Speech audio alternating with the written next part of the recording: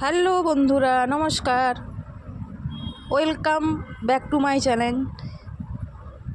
বিনা blog চ্যানেলের নতুন আবার একটা রেসিপি নিয়ে চলে এসেছি। মজাদার মুচমুচে কুড়কুড়ে একটি রেসিপি, চিংড়ি মাছের ফ্রাই পকোড়া।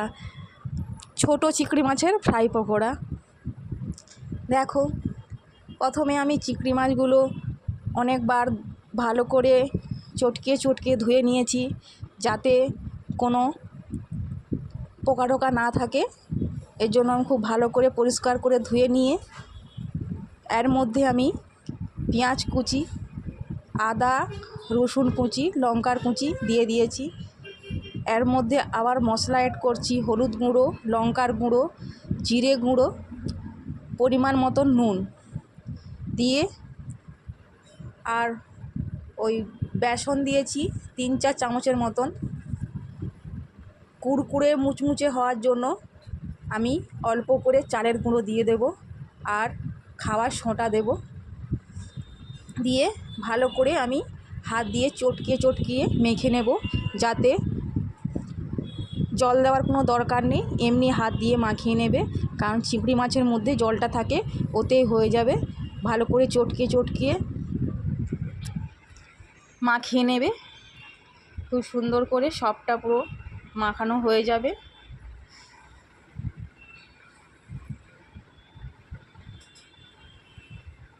দেখতে দেখতে আমার চ্যানেলটা একটু সাবস্ক্রাইবার করে দেবে, আর ভালো লাগলে একটু লাইক কমেন্ট শেয়ার করবে। দেখো বন্ধুরা, ভালো করে মাখিয়ে নিয়েছি। এরপর তেল গরম করতে দিয়েছি কড়াইয়ে। তেল গরম হয়ে গেলে আমি অল্প অল্প করে ভেজে নেব। বড় আকারে আমি দেব না, বড় আকারে দিলে চিংড়ি মাছটা ভাজা হবে না, মুচমুচে হবে না।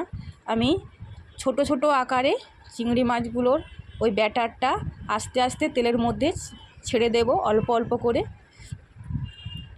দিয়ে ওকে কিছুক্ষণ ভাজতে দেব।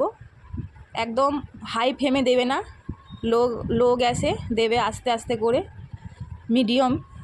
মিডিয়াম গ্যাসে রাখবে, তাহলে ভালোভাবে ভাজা হবে ওটা।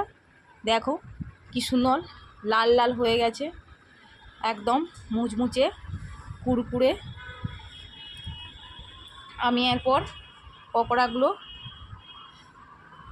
কলা পাতার মধ্যে, ঝুড়ির মধ্যে কলা পাতা দিয়ে আমি তুলে নেব।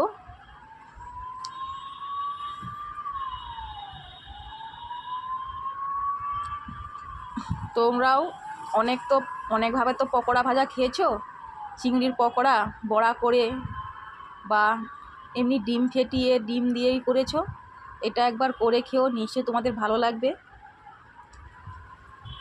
ভাজা হয়ে যাওয়ার পর তুলে নিয়ে আমি আবার যেটুকু বাকি ছিল ওটা আমি আবার কড়াইতে অল্প অল্প করে ছোট ছোট আকারে ভেজে নেব।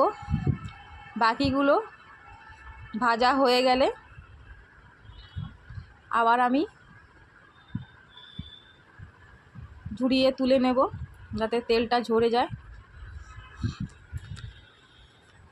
তোমরাও একবার বাড়িতে এইভাবে রান্না করে খেও, খুব সুন্দর খেতে লাগে। চায়ের সাথে, কফির সাথে বা গরম গরম ভাতের সাথে খেয়ে দেখো, খেতে খুব দারুণ, খুব টেস্টি, খুব সুস্বাদু, মুখে লেগে থাকার মতন একটি রেসিপি। ফ্রাই পকোড়া চিংড়ি মাছের, দেখো কত সুন্দর দেখতে লাগছে। আমি একটু সাজিয়ে নিলাম, উপর থেকে একটু কাঁচা লঙ্কা, একটু সস দিয়েছি, নিচে সসটা দেখা যাচ্ছে না, সস দিয়েছি। তোমরা চাইলে গরম ভাতের সাথে, চায়ের সাথে, কফির সাথে খেতে পারো। খুব একটি টেস্টি খাবার ফ্রাই পকোড়া। সবাই ভালো থেকো। থ্যাংক ইউ বন্ধুরা, টাটা।